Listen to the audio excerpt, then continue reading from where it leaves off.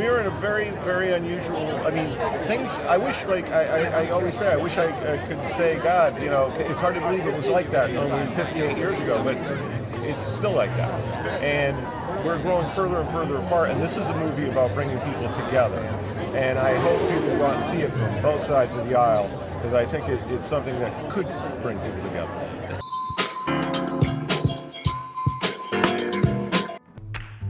They said you needed a drive. I'm about to embark on a concert tour in the Deep South.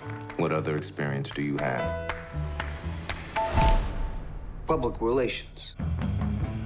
Green Book is about two gentlemen from very different worlds. Tony was Italian, rough, street smart, and Don Shirley is very polished, highly educated black man. They seem to have very little in common. You know, it's 1962. There's a lot of racial tension. Tony's got preconceptions about a guy like Doc Shirley. Tell me that don't smell good. I've never had fried chicken in my life. You people love the fried chicken. You have a very narrow assessment of me, Tony. Yeah, right? I'm good. And Doc seems to see Tony as someone who is vulgar to the point of being repulsive at first. It is my feeling that your diction could use some finessing. But why you breaking my balls? Because you can do better, Mr. Vallelonga.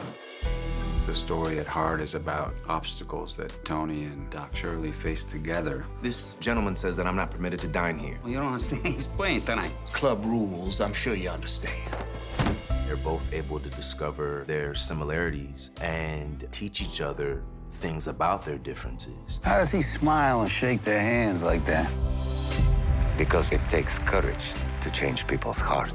I love this relationship between these two men that seem to be so different at first. You don't know your own people. You, Mr. Big Shot, doing concerts for rich people. So if I'm not black enough, and if I'm not white enough, then tell me, Tony, what am I? There are things about the story in terms of friendship and love that will always be relevant no matter what time you're in.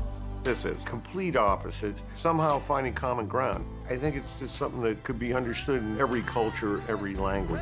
When people see it, they're going to be blown away. It's beautiful. Anyone can sound like Beethoven.